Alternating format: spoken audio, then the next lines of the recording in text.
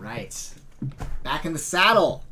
Back in the saddle. Doing a little YouTube live stream. I feel like it's been a few minutes. A few weeks.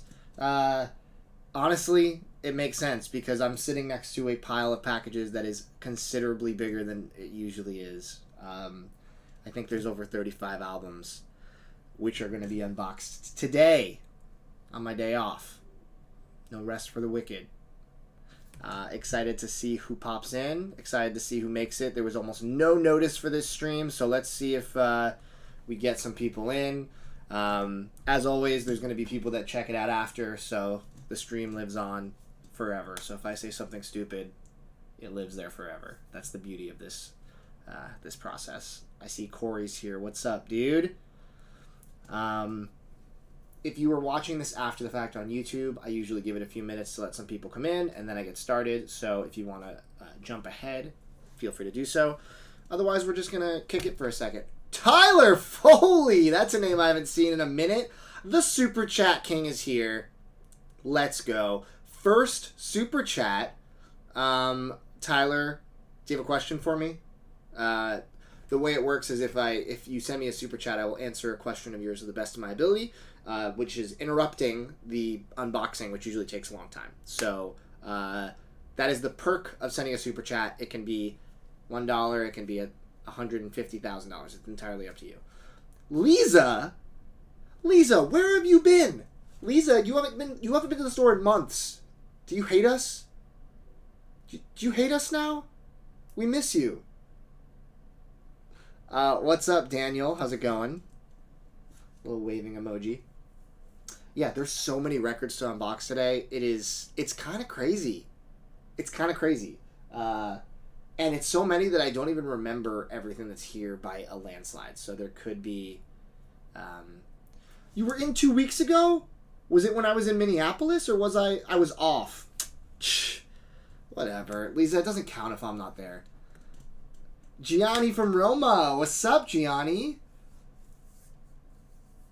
Oh, Lisa, I'm just kidding. No apologies necessary. No apologies necessary. We'll see. I'll see you soon.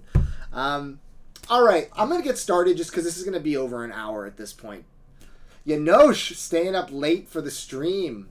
What's up, my dude? Okay. Let's just get it going. Let's see. Let's shout out to the TMR. You know, the slice and dice. Let's see what we got. Again, I don't know what any of this stuff's going to be. My hope is that it's not all obscure video game and vaporwave soundtracks, because I'll lose everybody.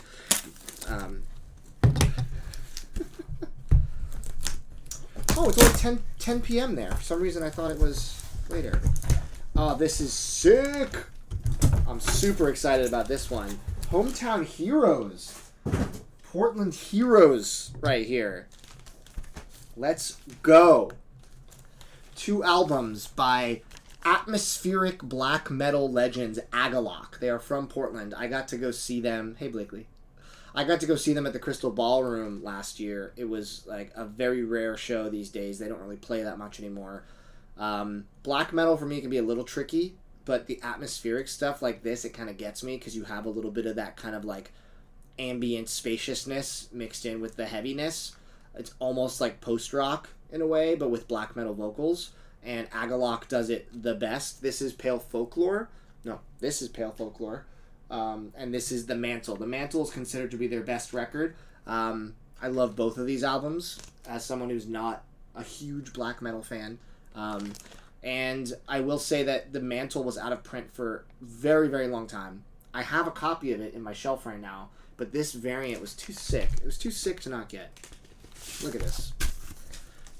I mean, come on. It matches. It's such a perfect. I mean, you know, it's not like insane, but it's I think cooler than the version I have. So the store is going to be getting a copy of The Mantle at some point, which is great because where else to sell a Portland-based metal band than in Portland?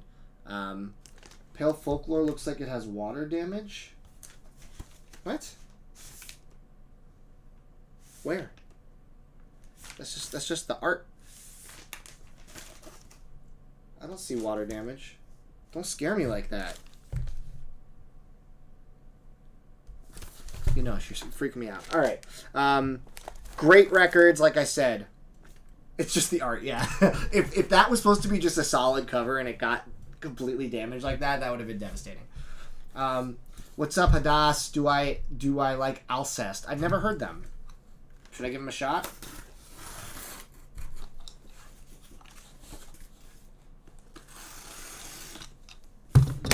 It's okay, Yanosh. I forgive you. I think my camera just shifted. Hold on. Yeah, there we go. I forgot I ordered these. Okay. Here we go. So this label, this is my first time ordering from this label, and I'm curious about them. Intervention Records. Apparently, they are an audiophile label that is kind of under the radar. They don't have a ton of albums that they've released, but the catalog of stuff they've done is interesting. First and foremost, we have the amazing Heart Food by Judy Styl. Judy Styl is an incredible singer-songwriter, folk vibes, really fragile, like in that Nick Drake, Vashti Bunyan kind of way. I got a first press of this record in the shop recently, and I loved it. It was a little noisy. It was probably like low VG+, and I was like, I think I'd rather sell this to somebody who wants a first press, and then I'm fine with a repress. And I looked into it, and apparently there was this repress, which the hype sticker says, 2-disc, 45 RPM, 100% analog mastered by Kevin Gray. Come on! Those are like the biggest, thanks Blake, thanks homie. Those are like the biggest buzzwords you could say. Kevin Gray, analog mastered, original tapes, 45 RPM, like let's go. I'm sure this is going to sound as good, if not better, than the original press I sold, so very excited to give this a spin. Just a beautiful record. She has such a great voice, and her lyrics are super good. But they also did, I believe these are audiophile versions. Yeah, these are both Kevin Gray masters, mastered from the high-res archives for the first time, of two absolutely classic alt-rock records. Everclear. We got Sparkle and Fade and So Much for the Afterglow. This one is my favorite of the two, but both albums are terrific. Staples of my high school experience, and they hold up to this day. And yeah, honestly, the fact that these are like apparently these audiophile versions, I have a copy of this, but it's not like Kevin Gray cut. A Kevin Gray cut's probably going to be unbelievable. So very, very excited to give these both a spin. Yeah, very cool. I'm sure a lot of you know Everclear, but not always the first choice you would think of for an audiophile pressing, but here we are. Tyler asked, are we doing any more Whatnot streams? So I am working slowly on possibly returning to Whatnot, but it wouldn't be me. I'm trying to find somebody to do it on behalf of the store. I stopped enjoying doing Whatnot because I felt like every time I went on, I was just like people weren't really like responding. Like people, like I was getting like one bid on like a really rare record that I was selling for less than its value. Like I just felt like it was kind of uncomfortable. So I stopped enjoying Whatnot, but I would like to do it to move stock in the store that hasn't really sold. That's like good stuff. So I'm looking to find somebody that might do it on behalf of the store. So TBD. All right, there's a whole bunch of boxes over here. I gotta move them over here. All right. Okay. Let's keep going.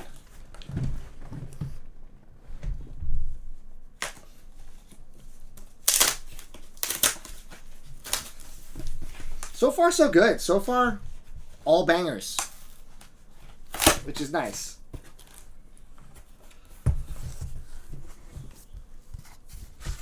This is my girl. My girl. Signed copy, too. This is, what's the name of this record? Let Her Burn. Let Her Burn by the comeback of the comeback of the decade. Rebecca Black. First famous for her viral song Friday that was basically memed to death and joked about endlessly. This girl was bullied off the internet. And then she was like, you know what? I'm going to come back. I'm going to glow up and I'm going to be a pop sensation. And that she did.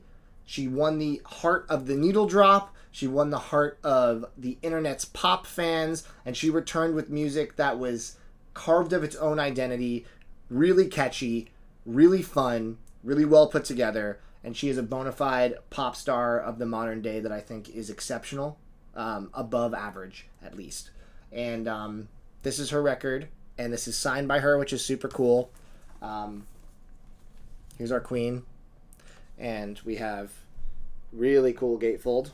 Fun fact, some of you might know this if you follow the channel pretty thoroughly, but a few years back when I was living in New York, I was asked to go on Sirius XM. There was a I forget the name of the show, but there was some kind of like trivia show they did on Sirius XM where people would call in and try to answer like music trivia, and there was a host, and I was asked to co-host an episode with Rebecca Black, and I didn't realize it was Rebecca Black till I got there, and I was like, what the fuck? So it was crazy. She was so sweet. We got a little picture together. We had a really fun time. So I will forever be a stan of Rebecca Black. She's a sweet girl, super talented, and the fact that she came back like a phoenix from the ashes, and came back and was an actually accomplished, well-produced pop musician after being just ridiculed as a kid. Gotta give her the props. The props she rightfully deserves. All right. I'm getting used to what this mailer's like. This is definitely a Interscope. The jet black mailer means it's going to be something. I'm trying to remember which one this is going to be. And you know what? This is a better pull tab than the Mighty mailers. I can never pull those apart. This one happened fairly easily. Nice. Definitely a record that I never had and I'm happy to have as part of the Interscope Club. This is also, love the foil jacket, love the foil accents. It's the little things, you know. Rocksteady by No Doubt. This record is so good. Yeah. No Doubt is so underrated, even to this day. I believe this was out of print, or it's very hard to find. I think. So I like when clubs like this do a record that is, you know, actually worthy of a repress and not just another carbon copy of something that already exists. What tracks do I like off Rocksteady? I mean, obviously Underneath It All, but like, Hey Baby is amazing. In My Head.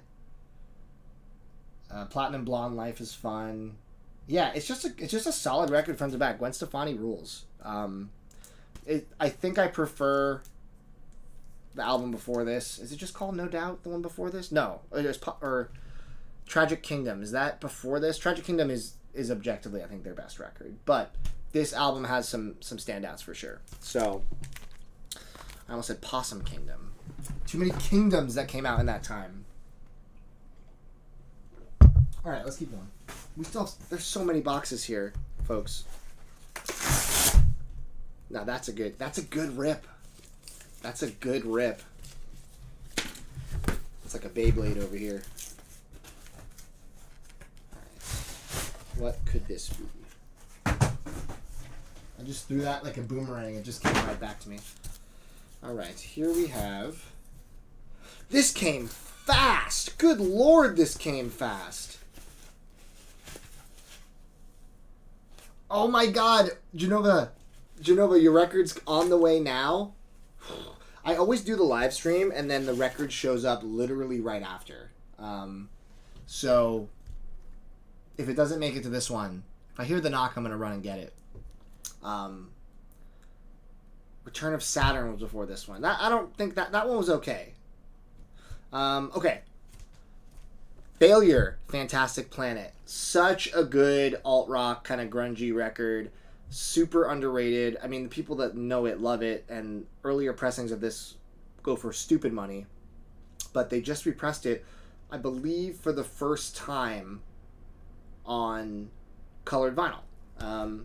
So I had a first press of this in the shop recently, and I was on the fence about keeping it. I was like, you know what? I like this album a lot. I bet you it's going to get another repress. I think I'm going to sell this, and I'm going to bank on it. And as it turns out, I was smart to do so, because I believe it's on red and blue, kind of to match, like, the, you know. But yeah. Let's take a look. I just want to confirm. I believe this is on colored vinyl. I just ordered this like a few days ago, so that's kind of crazy that this has shown up already. But yeah, if you don't know Failure, they have a bunch of records, but this record, in my opinion, is by far the best thing they've ever done front to back. Definitely worth listening to, and I don't think it's ever been on colored vinyl. I know they used to do some, yeah, so one disc is blue and one disc is red. Very cool. They've done signed variations of this record before on their site, but never as far as I know a colored version. So very, very cool. It paid off to not keep the record. Although, you know, not every time it's the right move, because I just got in a collection recently. You might have saw on Instagram. I got the Jar of Clay record. What's it called? Hold on. What is that album called? Oh, Jars of Clay. Apologies. What is that album called? Much Afraid. So, Much Afraid, just got that in a collection recently, a sealed original press from the 90s, and I was like, oh, this will be sick to put out for Black Friday. And then today, they announced a repress. Today of all days. So, that's the hard part about owning a record store, is when you get cool stuff, trying to figure out whether or not to put it out immediately or save it for an event, because in that process, there might be a repress. So, you know, sometimes you lose. And on that one, I lost. I mean, I'm sure someone's still going to want a sealed original, but not for as much as it would have gone for otherwise. Which is also a shame, because you pay for certain things in a collection at a certain rate, assuming you could sell it at a certain rate. But a repress might kill that. Which is why when you buy big collections, and I try to tell people this who try to sell me big collections with modern records, I say, listen, this record's worth this now, but if I don't sell this for a year and it gets a repress, it's not worth the rate. So it's very tricky to buy in bulk, because that's a factor. I mean, you're not selling it, you're not, you know, turning around and selling everything right away. So, do I know Rory Gallagher? By name, but I'm not a big blues guy, personally. Right, we got some ZAMROCK. What is this, Noble Records? What did you just... Did I just grow a giant beard? No, I do enjoy my fair share of ZAMROCK, especially Ngozi Family. And this record was, I believe, out of print for a long time. I don't even know if there was a... I got a couple Roy Donks in there to unbox. Thank you, Dr. Mantis Toboggan. I have a feeling I know who that is. So this is 99% Confusion by Ngozi Family. Classic. They call it hard rock, proto-punk, but it's just ZAMROCK. Delicious, tasty, crunchy ZAMROCK. And I think this is actually part of a series. Yeah, it is being overseen by the family itself. It's not some label just licensing it, which is cool. So if you are into ZAMROCK and you haven't heard this record, I'd give it a shot. Very cool that it's finally got a repress. All right, we have now left the Noble Records portion of the evening, and we've returned to Too Many Records. Shout out to Dylan from Noble Records. Man, I hope this is Roy Donk.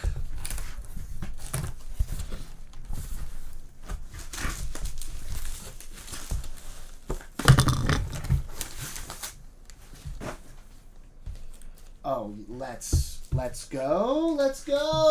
go. This is a record that's been on my want list for a long time. Hold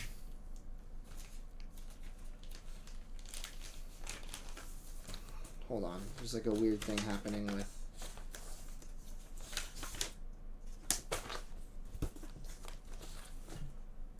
What?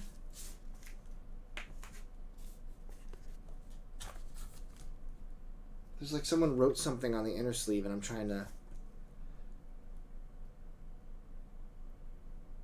Oh, Clea Vincent. Right. There was another record in here. Oh, is this signed by her? Oh, cool. Okay. So this person... Okay, sorry that took me so long to figure out what was going on. There was a lot of little things happening here. Okay, let me get these in their rightful things, and I'll explain why I'm so confused. So, I ordered from Discogs because this first record was something that I've been looking for a long time, and I have not been able to find it for a good price. This is Virginia Astley from Gardens Where We Feel Secure. This is a very, very hard record to track down. It's an absolutely beautiful record. It's kind of ambient folk, I would say. A little bit of kind of neo-modern or like modern classical, a little bit interspliced. An absolutely gorgeous record. I don't think it's had a repress as far as I know. And Virginia Astley has a few good records. This one in particular is, I believe, her first and I believe her best. And I've only seen it overseas for way too much money. And then one day someone posted it on Discogs in the US and it was a fair price. I think it was like $80. Usually it's way to the triple digits. And I jumped on it because this record is gorgeous. If you haven't heard this, take a screenshot of this right now. You will love this album. It's so meditative. It's so pretty. It's so singular. There's not really much like this that I've heard.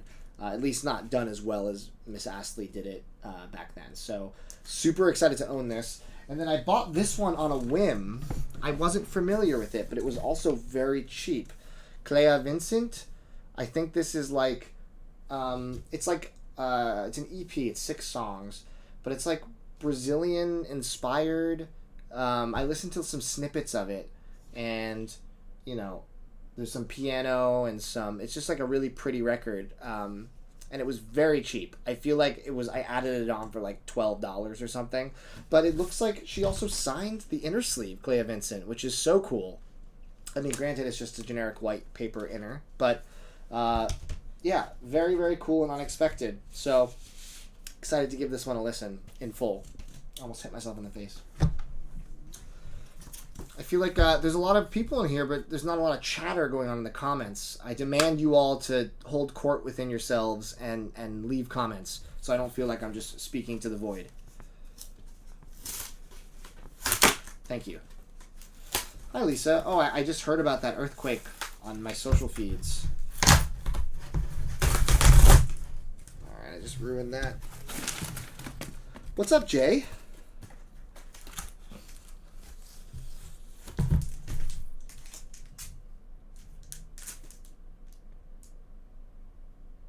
Oh, right. Yes. This is a record. I don't know how I'm going to explain What's Up, Lone Wolf. I don't know how I'm going to explain this one. This is kind of a hip-hop record, kind of like an indie record, indie pop, indie folk. It's genre blending in the best way, and it's unlike many things I've ever heard. The album is by a guy named Andrew, and the album's called Don't Forget Me Bluest. It's on the label $3 Pistol, which is the label that put out the last Milk record. If you guys remember, I put out one of Milk's records on my label. He's a local Portland rapper. But this is not really a straight-up rap record. Like, it has, like, some elements of, like, Chance the Rapper kind of, like, upbeatness to it. But it's also, there's some elements that just feel almost like pop. But then there's some rapping. It's a really great record, and I had one of my buddies brought it into the shop one day and said, you have to listen to this, and I listened to it, and I was like, damn, this is really good. And Mantis Toboggan, I believe I sent this to you too, and you said this was really good and up your alley when I first heard it. But yeah, really interesting record by Andrew. Their stuff is mostly still available on Bandcamp, and it's not crazy hard to find, but I feel like this should be bigger than it is. So again, the album is Don't Forget Me Bluest. Check it out. A recommended listen for sure. Oh, okay. All right, here we are. I've never been to Denmark, but there is a Copenhagen poster right behind me. Spotify has one Virginia Astley record. Yeah, is it the one where it's like a black cover with like her face on it? That's also a beautiful record, but that's part of the reason I had to track down this other Virginia Astley. You can find it in full on YouTube, but it's not available on streaming. So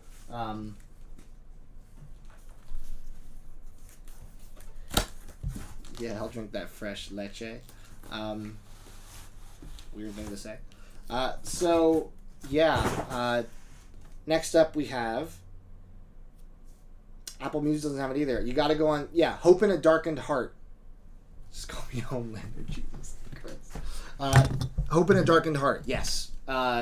Great record, but you have to either go on YouTube or get the record to find from Gardens. Will there be any more videos from what I took home from the shop soon? I do have one ready to film. I just have to find time to film it. All right, don't be a stickler, you know. You know what I mean. All right. Sum 41's Heaven and Hell. This was their concept album for their final release as Sum 41, which is one of my favorite pop-punk emo rock bands. What's up, Amanda? The concept of this was Heaven was going to be more of their pop-punk styling, and Hell was going to be more of their kind of like Chuck-level emo metal style that they were doing later on in their career. I was really excited about this because he kept saying, oh, this is a return to form. This is the best record we've ever done, you know, as many artists say at the end of their career, and it's not true, and I got duped. I listened to this album once, and I thought it was okay. Kind of like how I felt about their last couple records. It's not bad, it's just not great. They're not really hitting the heights of their first couple albums, first 3 albums or so, 4 maybe.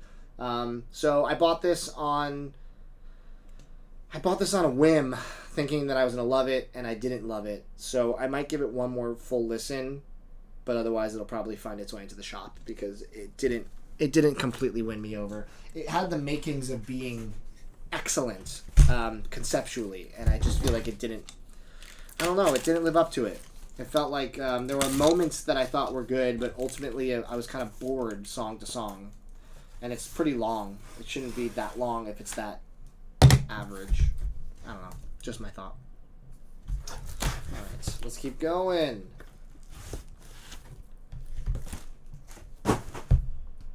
Why do I keep buying this record? This is Julian Baker's Sprained Ankle. I already own like at least one version of this. First of all, I'm buying it because this album's amazing. Her first record, super fragile, indie folk singer-songwriter stuff, just gorgeous. And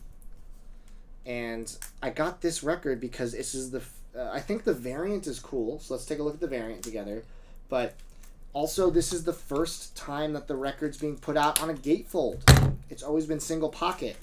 And you get me with a cool variant, you get me with the gatefold, and honestly, I have a record store, so I can just put the other one in the store that I own already, and it will sell instantly because everybody likes this record, everyone wants this record. So it's just one of those evergreen things that, like, it's never a foolish idea to have this. So let's take a look at this gatefold together. First time on a gatefold. Is it going to be wasted? Is it going to just be white with some text? Is it going to be a cool image? Is it going to be photos of her? I hate when they do a gatefold and they don't take advantage of it, and it's just the most boring, bland interior. So let's hope they didn't just up the price of their pressing materials, just to have a gatefold for no reason. Let's see. I love it. I'm fine with it. It has lyrics, and then it also has this sprained ankle, which I think is very cool. I think that's fine. I'm okay with that as the gatefold. And now let's look at the disc. Let's see if it's as cool as the mock-up. It is. This is gorgeous. Is it warped? It looks a little warped.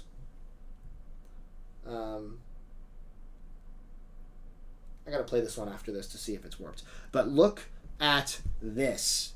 Look how pretty this is. Hold on. Shine some light on this bad boy. So under not light, it looks just like this metallic that you can see, which is beautiful. But then under light, you can see it has like this really nice marbling.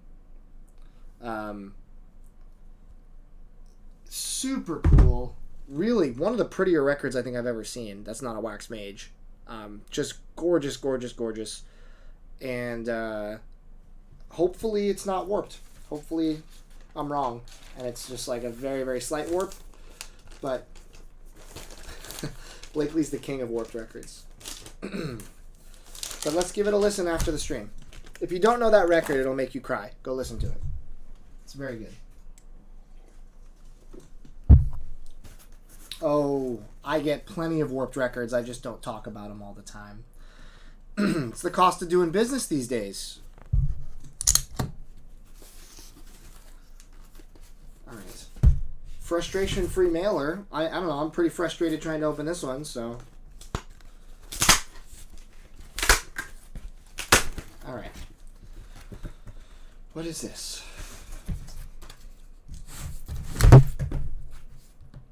Oh. Another record that I just ordered yet another variant of because...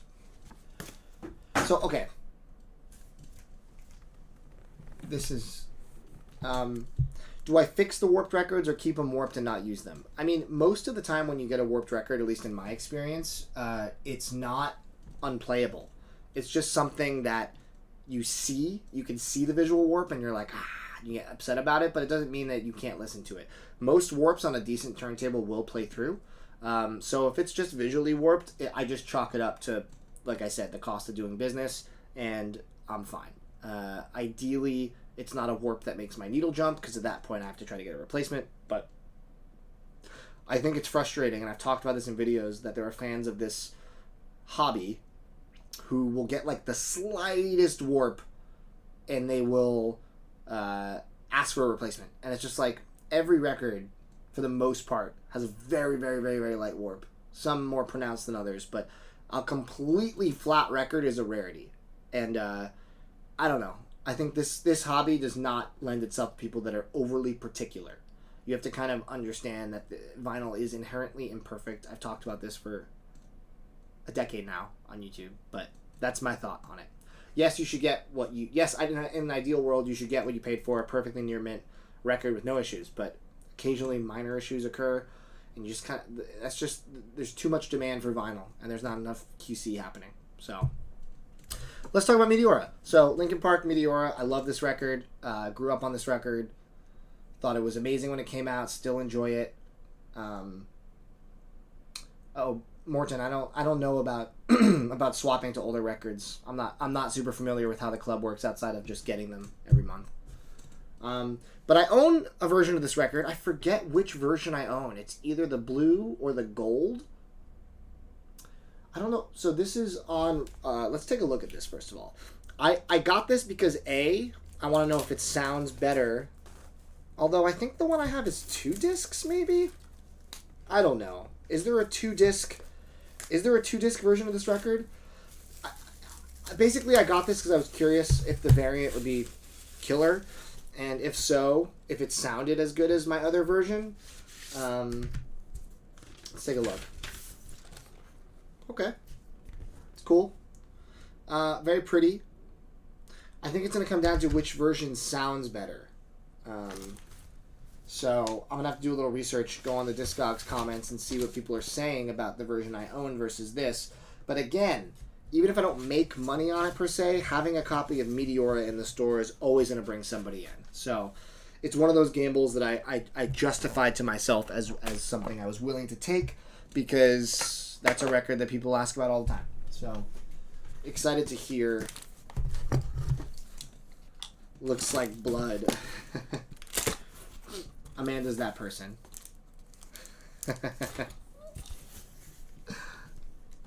Rest in peace to Chester. Rest in peace to Chester. Oh, let's go. My man Jimmy. Jimmy Lavelle. The album Leaf. A legend in these parts. This is just one of my favorite records. Hey, Adam Kanowski, member for 9 months. Looking California, feeling Minnesota. I mean, that's basically you to a nutshell. That's my boy Adam. If y'all remember Adam, he's been in a few videos. I just stayed with him in Minneapolis. We saw Vampire Weekend 2 nights in a row. It was great. What's up, Adam? This album is gorgeous. If you don't know this record, please take a screenshot of this and listen to it. This is the album Leaf in a Safe Place. Unbelievably beautiful, minimal, kind of like electronic ambient music, super cinematic. That there's a song on here that went really viral for a very funny reason, called Window. I think it's the single, or one of the singles from the record, but it's kind of these really piercing, gorgeous, tonal sounds that kind of keep repeating themselves in a drone-like pattern that are like really hypnotic, really gorgeous, and it went viral because people were playing that song for their cats, and the cats were all having like the same reaction to the song, and they were just like, it was very funny to watch. But I own this record, but they just did this 20th anniversary pressing. So let's see what this looks like, because I think I ordered it because the pressing looked sick, if I remember correctly. It's another one where I'm just going to swap out my pressing for this one, because, let's see. Not as cool as the mock-up. It's kind of just like a butt marble. It's kind of like a muddy marble. The mock-up looked way cooler than this. I think I'm going to probably keep my other version, unfortunately. That being said, this record, getting another press is always worth it, because a new generation of people will get it and discover it. It's beautiful. Not stoked on the visual on that. I think that that's a little... The mock-up was way cooler. Way cooler. But what I am stoked about is the shirt. I ordered the shirt because... Let's see. A little rough. A little rougher than I want it to be. I'm sorry, Jimmy. I don't mean to crap on your stuff. I like my shirts to be really soft. But look how nice this shirt is. So cool. Definitely gonna wear this all the time. Really nice. So shout out to Jimmy, the homie. Jimmy played TMR Fest in LA before I left LA, which was very gracious of him. He was far bigger of an artist that should have agreed to do that, but he did it anyway because he's a good dude. So, all right, let's keep going.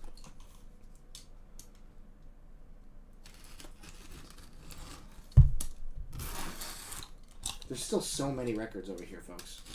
This is the tip of the iceberg. Go get a drink. Go get a beveragino.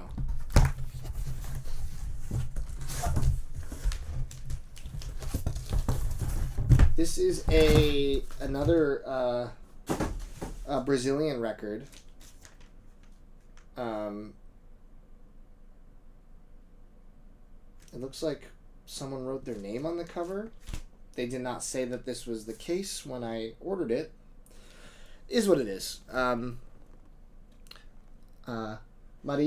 Medha. I don't know how to pronounce that. I think that's right. Kamehara.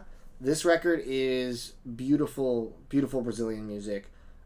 If you're into Brazilian stuff, highly recommend checking this out. This was recommended to me, and on like 2 tracks, I was like, yeah, I'm sold. I'm sold. Let's make it happen. So, ordered the Brazilian press. They said it's pretty clean. Looking at the disc now. Couple scratches. Nothing seems feelable. Yeah, we'll give it a degrit. We'll give it a listen. But yes, very, very pretty record. Brazilian press. Take a screenshot. Worth listening to. I don't know why all this writing on the cover. It almost looks like her name, but it's not. Is it Bossa Nova or NBP? It's more Bossa Nova. Yeah. It's beautiful. Okay.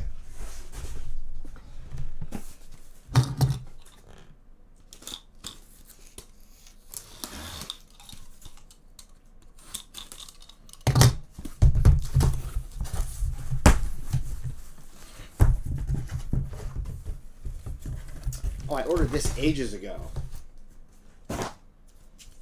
This is an album collaboration with Panol, Asian Glow, and Sonhos Tomam Konta.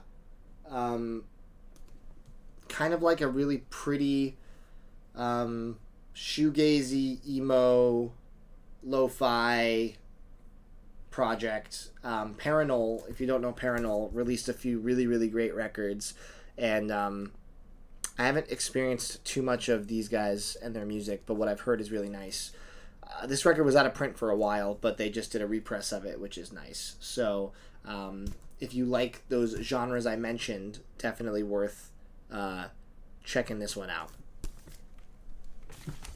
I was really excited to see the repress of that because I was tempted to spend a lot on it leading up to it, but it's one of those ones where I held off, and I was rewarded for doing so. So.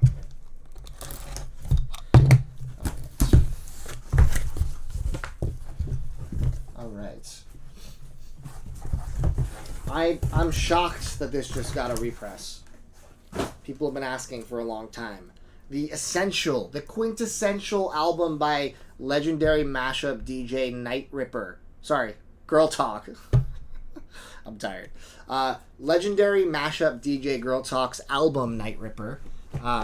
This was the only Girl Talk record that was one of their main records that was super out of print.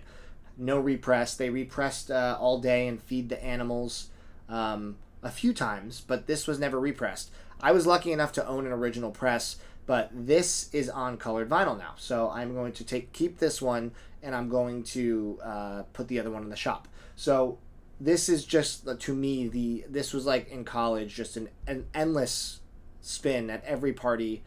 It's just, it does the work for you. You don't need a DJ when you just put this on. It is a perfect mashup of such iconic songs across all genres put together in a way you would never imagine. I mean, Greg Gillis has such a great brain for this stuff, and if you don't know Girl Talk and you like the idea of mashups, please listen to Night Ripper, and also grab it on vinyl before it goes out of print again, because it was unobtainable for a while, and now, yeah, Blakely got it. That's what's up.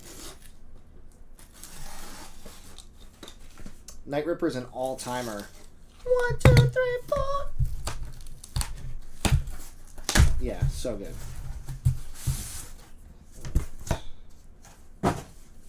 What is this? Oh, let's go. Yes!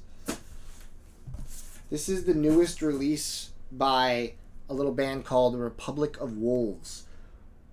It's called Why Would Anyone Want to Live This Long? Republic of Wolves, based out of New York. I guess you would just call them emo rock. They get a lot of comparisons to the band Brand New, musically. I think that they're one of the few bands that actually the comparison holds true. Brand New has a very singular sound that very few bands have been able to replicate at all, in my opinion, especially from their second album onwards. But Republic of Wolves definitely scratches that itch and is worth listening to if you're a fan. Really solid. One of the gentlemen, the singer of this band, he goes by Souvenir for his side project. And I got to press one of his albums where he covered Vampire Weekend's Contra with a bunch of wonderful ladies singing with him on my label. So love that dude, super cool guy, and Republic of Wolves is sick. And they said the first orders were gonna also get a signed insert, and looks like I was in the first orders. So very, very cool. Yeah, Republic of Wolves is sick. I think this is an EP. It's 7 songs, maybe a short album, but yes, very, very excited. There's only one Republic of Wolves record that eludes me now. It's called Varuna. If anyone knows where to find one, let me know. All their stuff is great. I just wish that they'd keep it all more in print. But a small band like that can't always... A small band that has a fervent following. What happens if you play that during a full moon? I dare not know. I dare not tempt fate. It's a great question, and I'm too scared to find out the answer. So...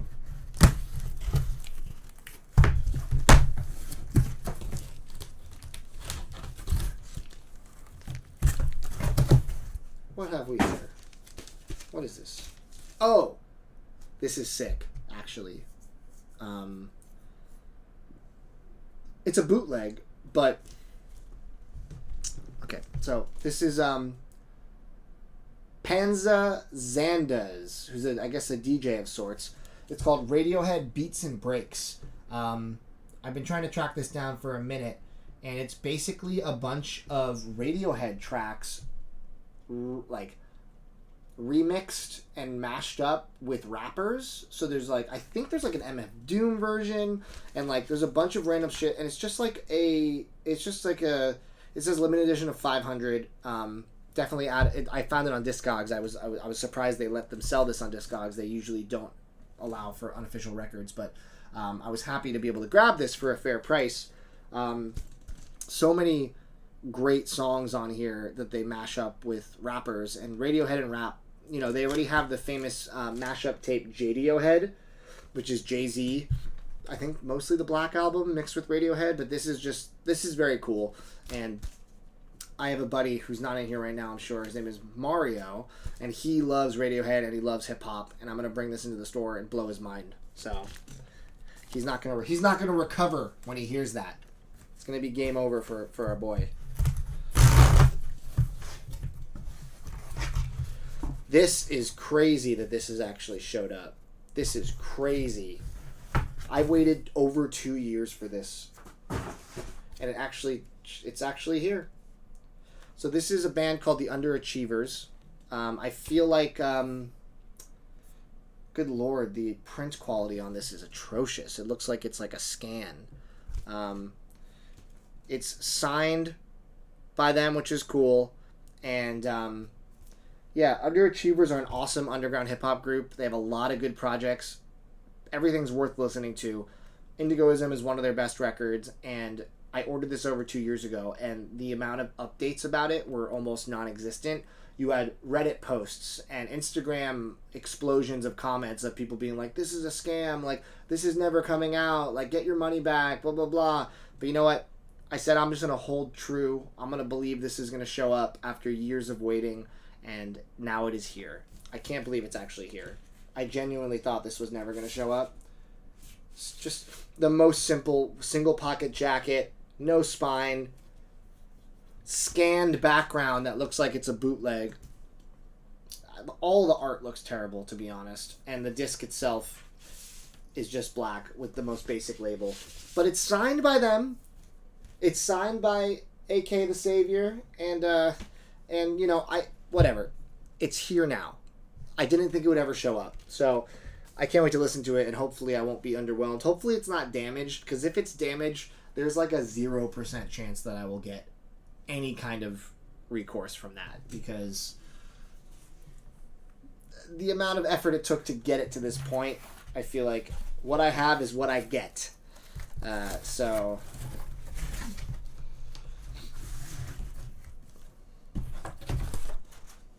all right. Beautiful. Love this jacket. I ordered the repress of A Day to Remember Homesick. My favorite metalcore band, or my favorite metalcore album probably, that I've heard thus far, front to back, and I'm such a sucker for holographic jackets. So excited to give this a spin. I believe it's on purple vinyl. Let me see which variant I got. There were a couple of variants I wanted of this that sold out like instantly. Like I missed them. I was even trying at the drop time, and I still missed them. Fun fact about this art. This art is done by an artist named Dan Mumford, who is one of my top 3 poster artists. Who I have a ton of art in my house and in the shop, I believe. From Dan Mumford. He's an incredible artist. So this is A Day to Remember, and the album's called Homesick. And yeah, the whole jacket's holofoil, which is sick. Yeah, just a really beautiful presentation. And it's on this really nice kind of purple black smoke. Perfect variant for the cover, in my opinion. Very happy with this. Yes, I can't wait to give this a spin. Really, really good album. The Downfall of Us All is such an incredible track to open up this album with. So much energy, so much pomp and circumstance and aggression and catchiness. So good. That album, up until a couple months ago, was out of print for years, and there were like 15 variants of it, and every single variant went for like hundreds of dollars. It was crazy. And now they did a big repress, which is cool. Oh, this is a record that I ordered for one of my store people who might be in the room right now. This is Sleepless in Seattle soundtrack. Not for me, This is for someone else. So if you're still here, Mantis, congrats. You are now sleepless in Seattle.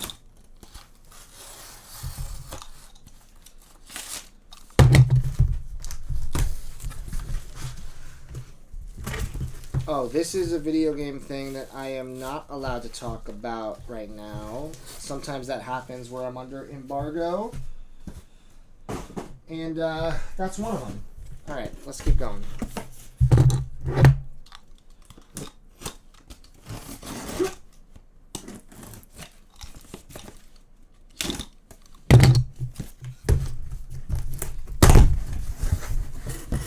It's the biggest box for the smallest record.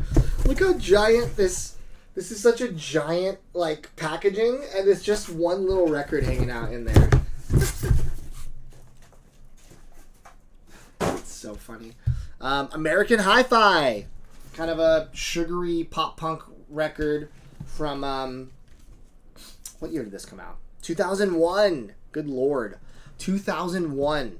The big song from this was Flavor of the Week, which is still an absolute banger. Front to back song, extremely catchy, but this has never been on vinyl before. And you know what? I don't know this whole record that well, but excited to give it a listen and hear if it's more than just a one-hit wonder. I knew it was going on sale, and I didn't want it to. I love the hype sticker that's shiny. It's cool. I didn't want it to sell out just in case the whole album banged the way that song does, but I guess we'll find out. Has anyone heard that record front to back? Is it good? What is happening in the comments right now? I asked everybody to talk, and now they're talking about Hungarian football? What?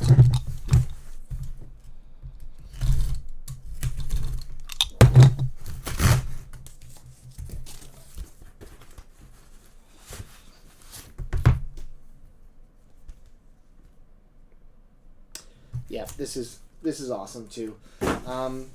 This is Blue and Spanish Ran, a great production and MC duo.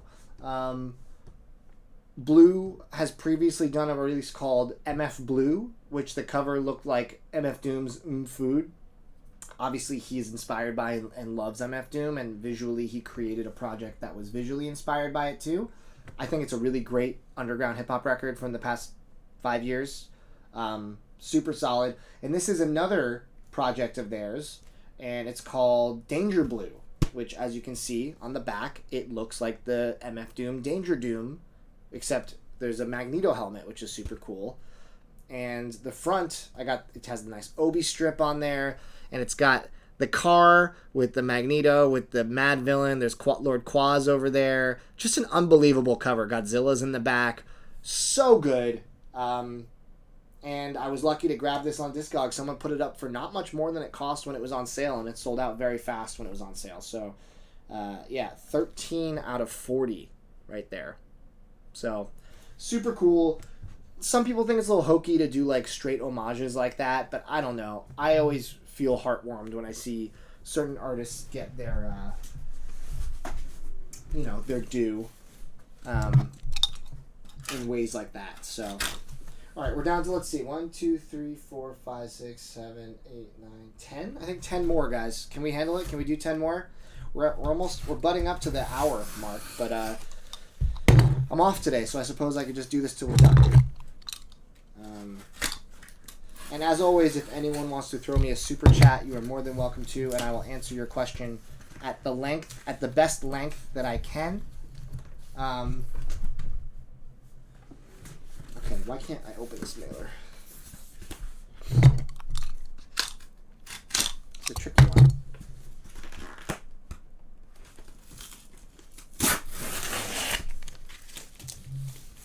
Some of these boxes are so much harder. Q&A after, if we have time. That's why I say if you have a question for me and you want to super chat me, I will answer your question during the stream. But I usually don't try to go over an hour, so we'll see. I cannot open this. Did I open it from the wrong direction? Oh, interesting. There's like a hidden pull tab. It's like a puzzle in a box. They're getting too creative with these mailers, I'll tell you what. Another underground hip-hop record. 2 in a row, huh? Another homage to an absolutely classic record. This is obviously an homage to Dr. Dre's The Chronic. This is 38 Spesh and Conway, produced by the GOAT, Big Ghost Limited. Big Ghost Limited is one of my all-time favorite modern producers of hip-hop. I think he is cementing himself as a legend, project after project. Some of the artists he worked with are not the top-tier MCs that would really inspire confidence in a whole project, but his beats never fail. Any project produced by him is 100% worth your time. And yeah, very excited for this. I mean, you got Conway and 38 Spesh. It's probably going to be pretty sick. Some good features on here. Benny, El Camino. Yeah. So I grabbed this one on a whim. I've been buying less underground hip-hop stuff lately because I feel like I'm reaching critical mass where I'm just kind of going through the motions in a way. And it's just kind of like this purchasing of these records that all have a similar vibe. But there are certain things that get me to pull, like certain art, certain producers, certain features. I'm getting pickier, but that record I feel like is going to be a home run. So underground hip hop fatigue for real. That's not to mean there's not good stuff out there. It's just there's too much of it. All right, this is a sick record. It's a compilation. It's called Chilling You Softly. It's Real Ibiza 3. I got this because I really like a lot of the artists on here, and I was curious about some of the other artists because they didn't have vinyl releases. Like some of these artists or songs are only available on here. So it's just a chill out mix. If you ever listen to like Cafe Del Mar or like Buddha Bar, those kind of like very like laid back down tempo chill out mixes, this is a really, really good one. You got Nightmares on Wax, AIM, Afterlife, some big names on here, but then a bunch of other people like Samia Farah, a man called Adam's quite good. Yeah, so some good stuff on here, and I was able to find this for a pretty low price. I believe it's very out of print, but I got it for a good price. 13 Balearic Chill Out Moods and Grooves. Yeah, I mean, this kind of stuff is always in my wheelhouse, so excited to give that a listen once I get through the other 250 records that I have to give a listen to. Guys, it's getting out of control over here. I need to find a way to stop time and listen to all these records. If anyone can figure it out, please let me know.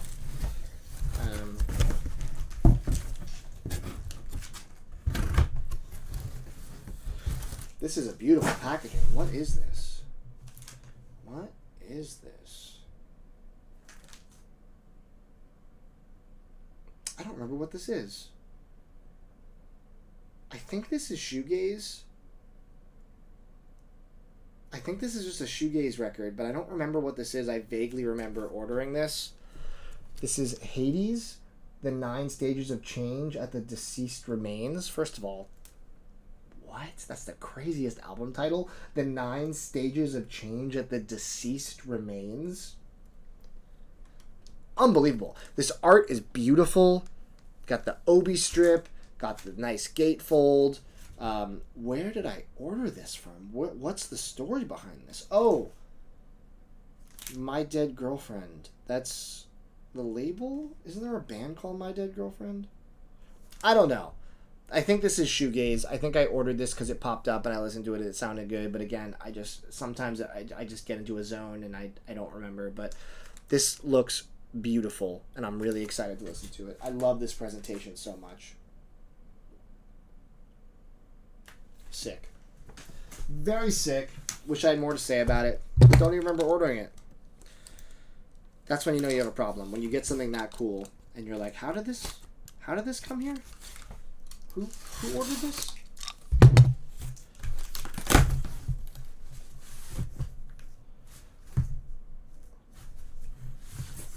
Is this another variant? I think I ordered 2 variants of this by accident. Or maybe not by accident. Oh, this is the Sea Blue variant. I think I did order 2. Oh, here's what happened.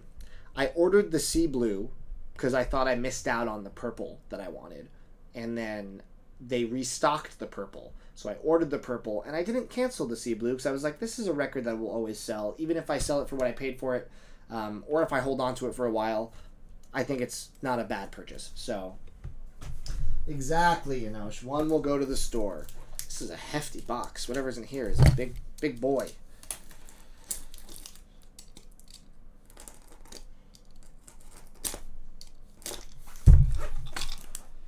There's so much packaging on here. I feel like it is this is crazy. This is like a CIA pack. This. It's just like what even is this? What do they do to us? All right.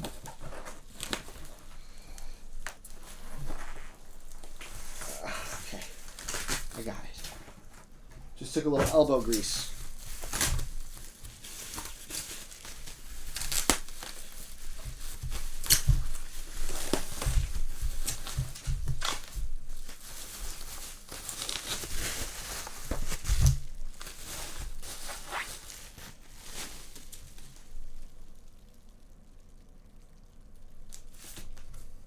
Oh, it's just a bunch of records I ordered off Discogs. Why did I order these again?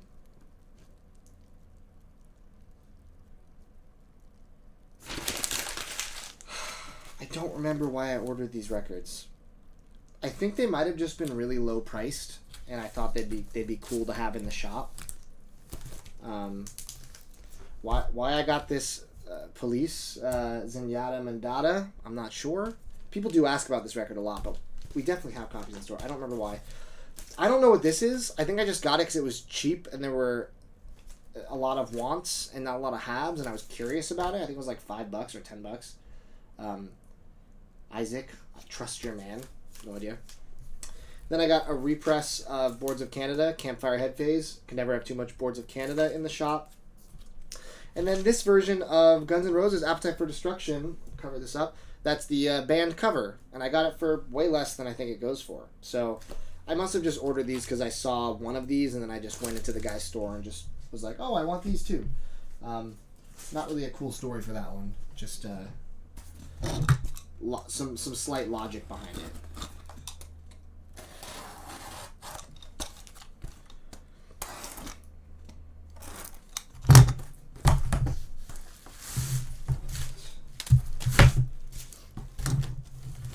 Oh, this is cool. I forgot I ordered this as well. This is something I wanted to listen to know if I wanted to keep it, or if not, it was going to be another great one for the shop. This is an album by Fishmans. It's called Orange. Fishmans are a very desirable, quirky Japanese band that kind of is hard to put in a box when it comes to the genre. They're kind of all over the place.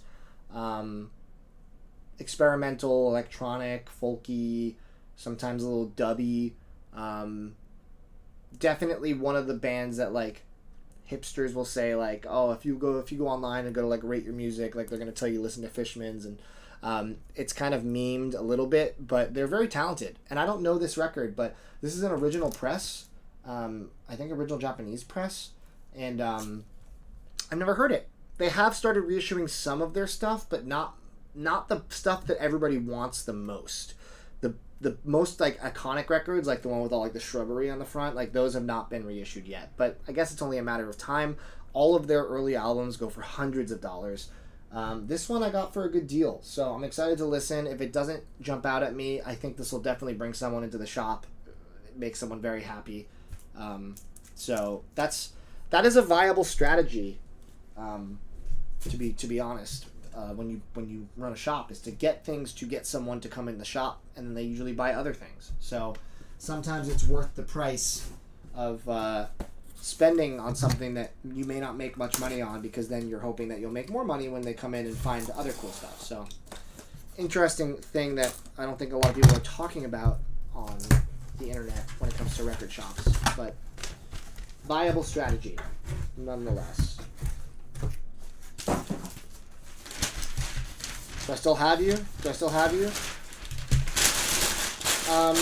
This was a record that my buddy Van basically guilted me into ordering. He bullied me into ordering this. I think it's on colored vinyl.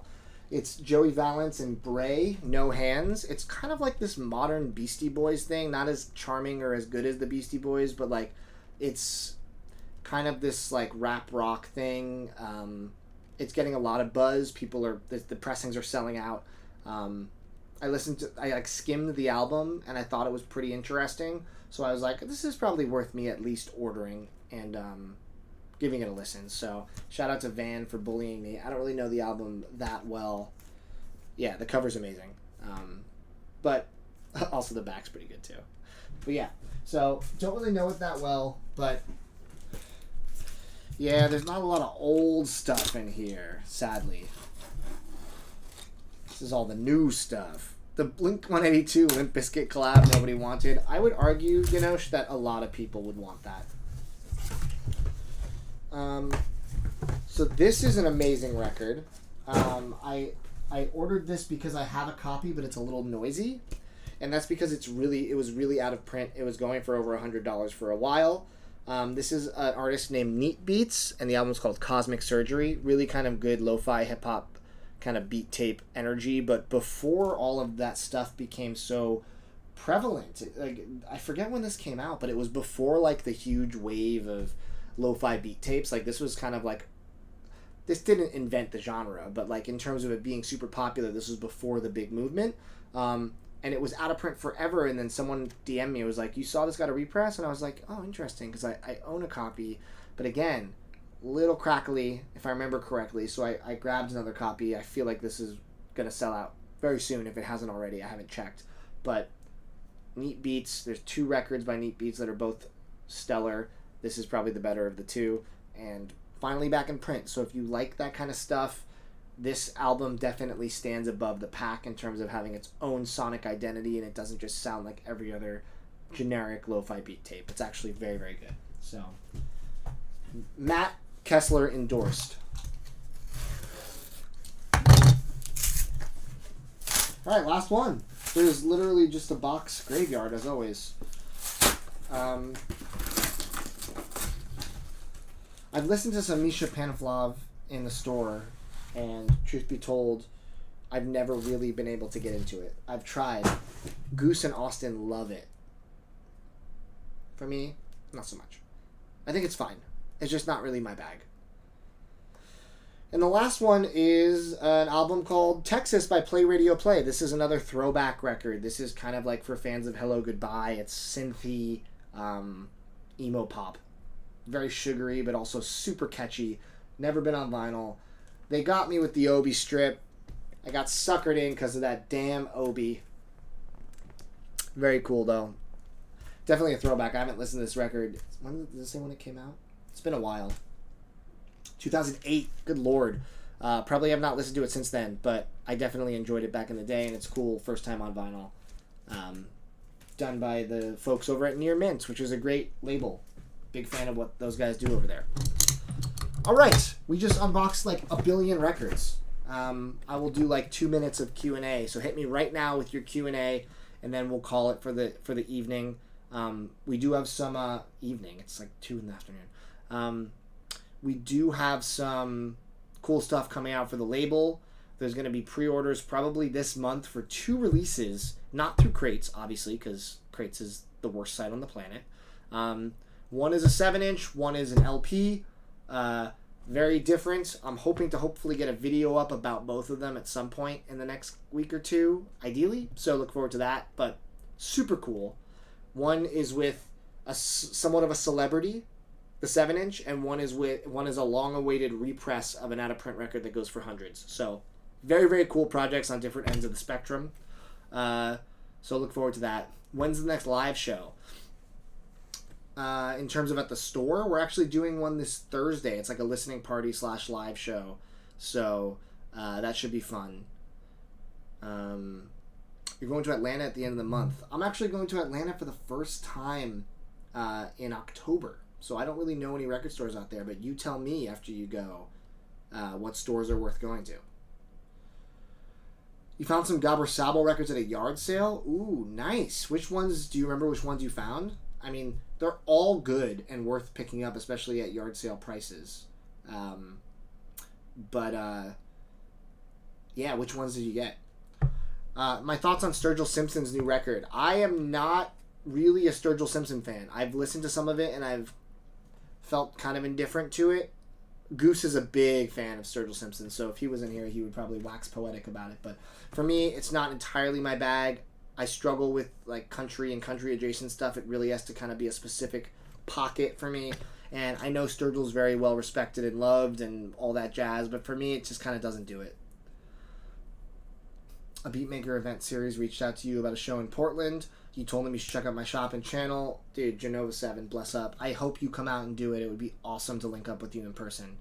And yes, your record will be featured heavily in the next unboxing stream, which sucks because now I'm going to have to wait like a couple weeks to listen to it. But such is life. Next concert I am attending. My next concert is going to be, I believe, Pearl Jam. I think it's... Let me double check. No. Yes, Pearl Jam. Pearl Jam. Pearl Jam in New York City, baby. Can't wait. Oh, it's going to be so good. I have Pit at Madison Square Garden. Can't beat that. Spellbinder and Jazz Raga for 50 cents each. Those are both, like, in that condition, $35+ records, at least. Really good pickups, Corey. You'll send Atlanta pics through Facebook during the trip. Yeah, let me know, because I'm definitely going to be doing my fair share of record shopping in Atlanta. I'm going to see Massive Attack. That's where I'm going. One of my best friends, Wes, lives there with his wife, Martina. She's wonderful as well. And I'm going to stay with them and go see Massive Attack for the first time and then go record shopping. So it'll be great. All right, thank you all for joining me for this stream. It was really fun. I'm going to now try to get out of this room and climb over all these boxes. But, again, appreciate everybody who is tuned into TMR and some exciting things to come. So,